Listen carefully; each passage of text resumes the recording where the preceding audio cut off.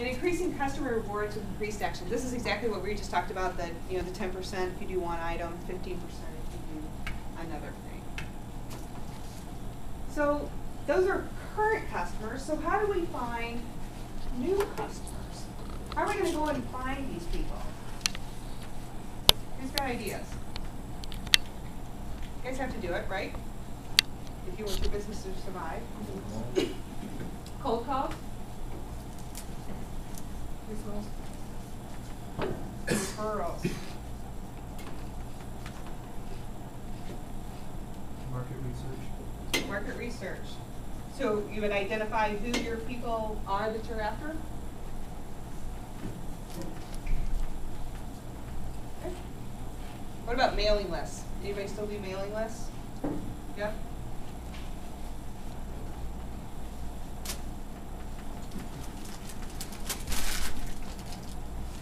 That's a good list too.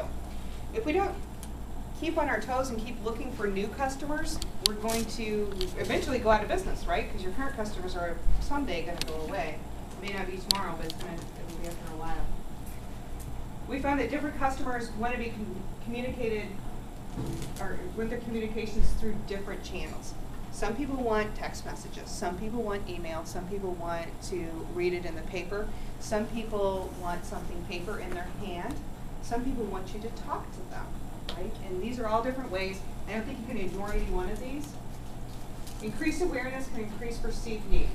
Home energy report. We are going to mail out next week, so you should get your home energy report at each of your homes either next week or the following week. It's going to be a 4-page flyer.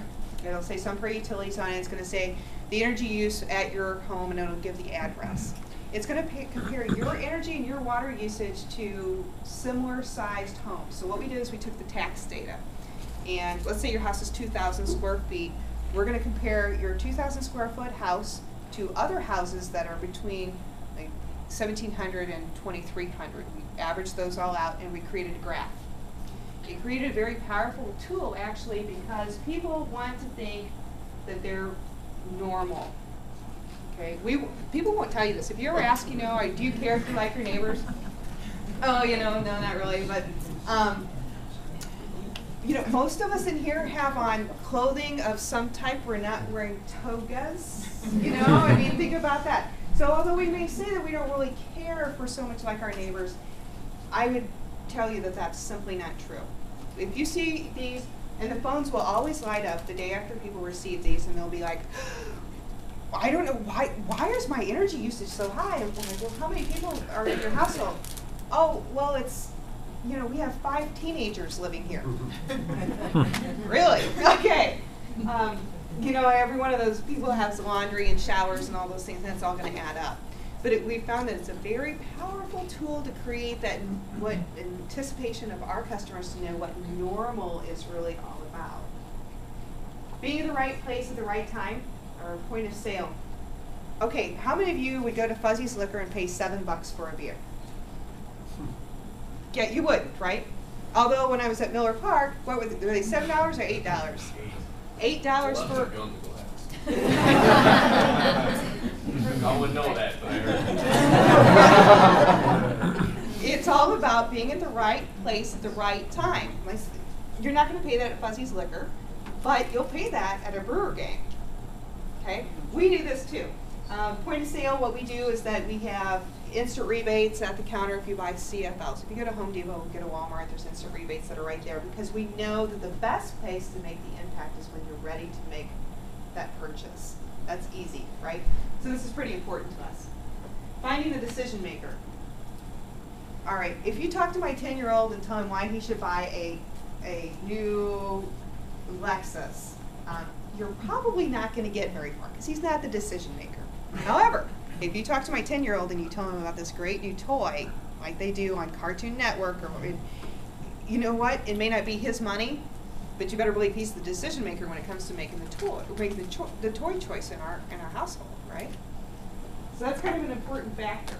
Offering something of value, like a $500 energy audit for a reduced cost, and the other one is giving something of value to create a need for reciprocity. These are kind of key things that go into sales a lot of times. if I walk into a large customer, I always try to bring something of value with me. What I bring sometimes is just an energy usage history, maybe on a, a nice chart to show them.